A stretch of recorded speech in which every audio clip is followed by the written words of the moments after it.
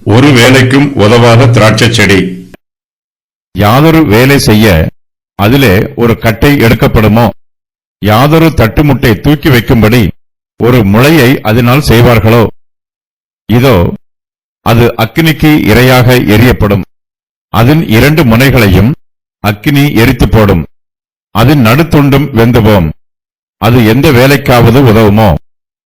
காட்டில் உள்ள கனிதராத திராட்சை செடி பரிசுத்தம் இல்லாத எருசலேம் நகரத்திற்கு ஒப்புமையாக சொல்லப்படுகிறது. இஸ்ரவேல் பலனற்ற திராட்சை செடி. அது தனக்குத்தானே கனி கொடுக்கிறது. அவன் தன் கனியின் திரளுக்கு சரியாய் பலிபீடங்களை திரளாக்குகிறான். தங்கள் தேசத்தின் செழிப்புக்கு சரியாய் சிறப்பான சிலைகளை செய்கிறார்கள். ஓசியா 10:1. காட்டு திராட்சை செடியில் இருந்து கட்டையை எடுக்க முடியாது.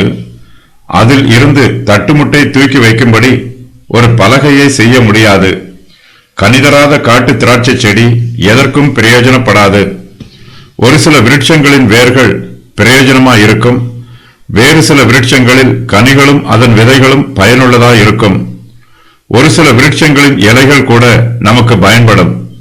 சில விருட்சங்கள் கனிதராது, ஆனால் அவை உறுதியான மரமாயிருக்கும்.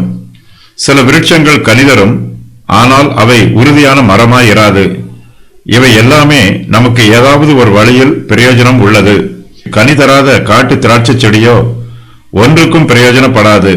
அது கனியும் தராது, அதன் மரமும் உறுதியானது அல்ல. பிரயோஜனம் இல்லாத காட்டு திராட்சை செடி அக்கினிக்கு இரையாக எரியப்படும். அதன் 2 முனைகளையும் அக்கினி எரித்து போடும். அது நடுத்துண்டும் வெந்து போகும். கனி கொடுக்காத காட்டு திராட்சை செடி எந்த வேலைக்கும் உதவாது. மரத்தச்சர்கள் சிறிய மரங்களில் நல்ல பொருட்களை செய்வார்கள். ஒரு சில கொடிகள் எந்த வேலைக்கும் பயன்படாது. அவற்றை அக்கினியில் சுட்டெரிப்பார்கள். எருசலேமினாலும் யூதாவினாலும் எந்த பிரயோஜனமும் இல்லை. ஆகையினால் அது அக்கினிக்கு இரையாக எரியப்படும்.